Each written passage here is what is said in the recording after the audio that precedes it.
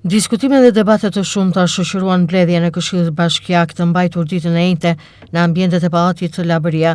Këshilltarët opozitar për të disa të herë kërkuan që kryetaria e Bashkisë Brunilda Mersini, si dhe kryetaria e Këshillit të jenë prezente, pasi në Këshill diskutohen tema të rëndësishme që kanë të bëjnë me problemet e qytetarëve dhe problemet e qytetit. Këshilltari i opozitës Atir Doxha me tone të ashpra kërkoi që bashkia të jetë më transparente me mënyrën e shpërndarjes fondeve. 2 dronë mbi 70 milion lek ka ironizuar Hoxha për çfarë shërbejnë për të sulmuar Iranin. Blu Televizion ka mësuar se 2 dronët do të shërbejnë për spërkatjen me ilaçe të pemëve të larta, por kjo gjë nuk u arrit të argumentohej nga këshilltarët e majt dhe drejtoria përgjegjëse. Kur 72 milion lek drona do blem, çfarë do mos keni vendosur të sulmojmë Iranin? Çfarë droni është ky? Nga do ta marrim? Dy pajisjet të cilat shpërndajnë. Ore drona, ore nuk e di, janë drona luftarak, po ju pyes do sulmojmë Iranin? Përdoren për spërkatje. Në një vend armik që është vend armiqësor ndaj Shqipërisë edhe Vlorës. Po 72 milion lek 2 drona, e dini ju çfarë do me thënë apo jo na dëgjojnë qytetarët do thonë jeni të çmendur të gjithë. 72 milion lek 2 drona. Po për çfarë duhen këta drona? Çfarë janë këta drona? Çfarë do bëjnë? Ta do spërkasin. Ta do shpërndajnë rreth që mos të bjerë shi në sezonin turistik. Se unë nuk e di çfarë janë 2 drona 72 milion lek, ore kush ta dëgjon do thot, ore më mirë ata që sollën që donin 72 milion lek për 2 drona. Po jur, nuk sa ta si fjalë. Tani mos ta themin. 72 milion lek, më thoj një dron që bën 36 milion lek një dron. Ore të na dëgjojnë qytetarët, por mbase jam unë gabim. 36 milion lek një dron, vetëm po të sulmojmë Iranin ore Ishmet. Po keni vendosur që Vlora, si Republika Autonome e Shqipërisë, të futet në luftë me Iranin, bujrum do vi dhe unë me juve. Do e votoj këtë projekt vendim. Po 72 milion lek për 2 drona, po është çmenduri. Po tani nuk e di domethënë. Unë nuk e di si keni arritur ta shkruani një herë. Le pastaj të kërkoni miratimin në Këshill. Ndërkohë Besi Ibrahimi, këshilltar opozitar, ka kërkuar transparencë për mënyrën e menaxhimit të ndërmarrjes së shërbimeve publike, kryesisht në sinjalistik, por edhe në investimet në trotuare, gjë që ka shkaktuar reagime dhe debate midis këshilltarëve dhe drejtorisë së ndërmarrjes së shërbimeve publike, Ilir Aliaj. Po këtu po t'i zësh drejtorit e bën personale pasaj me drejtorin përkatës edhe duket sikur e keme atë. Në të vërtetë kemi administratën. Cili trotuar është bërë keq? Trotuari Pelivan Leska. Po kështu është arroganca, këtu është bërë tani këtu të ndëryn. Po të flet nga vendi. Mua po më flet kryetar apo po flet atë. Çfarë është shkruar këtu? Edhe janë me sinjalistik horizontale dhe vertikale janë 4 rrugë. Vasil Puka, Çamëria, Murat Tërbaçi dhe Ismail Qemali. Rrugët e tjera inekzistente. Çka keni shkruar ju? Kush drejtorësh e parkimeve që bëj pyetje do të përgjigje drejtori. Çka është qyteti? Nuk ka lidhje. Më fal. Kërkoj të flas të bëj një ndërhyrje. Këshilltarët kanë të drejtë të japin fjalën e tyre, të thonë fjalën e tyre për problematikat që ata i konsiderojnë të arsyeshme për t'i thënë. Nëse drejtorat dhe administrata prezent në këtë mbledhje Këshilli ka argumentat e veta, pasi të mbarojnë këshilltarët, mund të japin argumentat e veta. Unë nuk po mendoj dhe nuk po shikoj që problem jo real, është problem real. U cek pak pjesa e punës së ndërmarrjes së shërbimeve publike. Unë doja të shtoja që te rruga Pelivan Leskaj që këshilltari me të drejtë, se dhe unë nuk po them që ajo është bërë model, po them këtë gjë, që po ta krahasosh si e gjetëm dhe si është bërë, është si nata me ditën. Sepse u rregulluan gjithë trotuarët që nuk ishte bërë pa kalueshme për shkak të rrepeve të mëdhenj që kishin nxjerr pllakat nga vendi.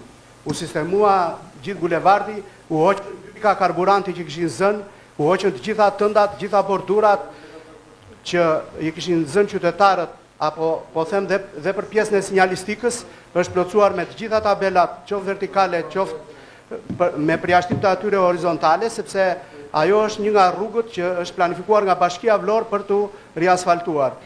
Të them të drejtën, unë ndjem shumë siklet sot në gjithë mbledhje. Që nga drejtori i pari, zot Yqmet, duhet të keni një relacion më të përgatitur, jo të vini aty të ngecni, të lexoni sikur s'dini të lexoni, jo mund të jeni shumë i përgatitur me shifra, por duhet të jeni më i përgatitur për atë që ne na prezantoni. Tjetra, e gjithë ky relacion këtu ka ardhur pak ditë më përpara raporti monitorimit. Nuk është dërguar me email, që do të thotë ne nuk kishim kohë ta lexonim dhe ta përpilonim. Është një material shumë i rëndësishëm për ta marrë në moment të fundit.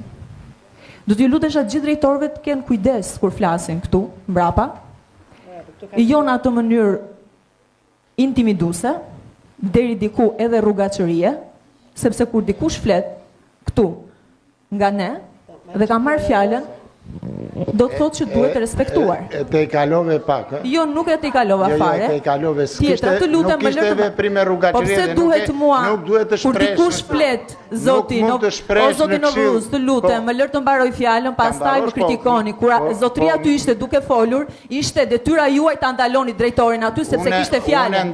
Dakor? Dhe jo të ngrej zërin ai në atë mënyrë. Absolutisht jo. Po jo. Është ai mashkull, mund të isha unë femër. Nuk të shkon as ty, as këti këshilli. Ta mbaroj fjalën. Mbaroj. Dakor, zoti Novruz? Mbaroj. Tjetra, këtu mungon sot kryetarja e këshillit, mungon dhe kryetare e bashkisë. Për të disajtën herë kryetare e bashkisë. Këtu drejtorat nuk mbajnë përgjegjësi. Drejtoresha Çpar, kur zoti Arsen me shumë të drejtë ngriti një shqetësim për koshat e mbeturinave, në vend që të thotë po është gabim dhe ne do të gjejmë një formë sa më shpejt për cip të paktën për qytetarët, që ne ta sistemojmë këtë problem sa më shpejt, po thuhet që kismet vitin tjetër.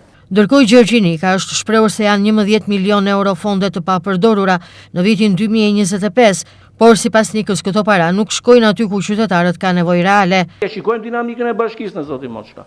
Jemi duke e parë shumë mirë dinamikën e bashkisë.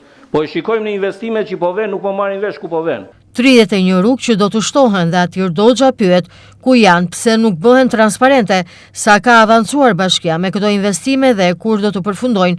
Nuk mund të lihet një qytet turistik në këtë gjendje e për këtë bashkia duhet të marrë masa emergjente, sidomos në sezonin turistik. Na u premtua këtu që në datën 15 maj nga kryetaria e bashkisë do fillonte riasfaltimi 31 rrugëve. Ku është një rrugë? Jo 31, një rrugë. Ku është? Ku janë këto 31 rrugë që do riasfaltonte zonja Mersini për para fillimit të sezonit turistik? E kuptoni që kemi hyrë në sezonin turistik dhe jo më vonë se sa javën e kaluar në fundjavë, unë kam ditur personalisht së bashku me familjen, kam ditur 1 orë e gjysmë i bllokuar sepse zonja Mersini kishte vendosur që ta bllokonte unazën e qytetit, atë unazën e vogël të qytetit, sepse po e riasfaltonte. Ore, po e kuptoni juve çfarë do të thënë të bllokohet sezoni turistik në fundjavë, edhe qyteti Vlorës? 1 orë e gjysmë kam ditur.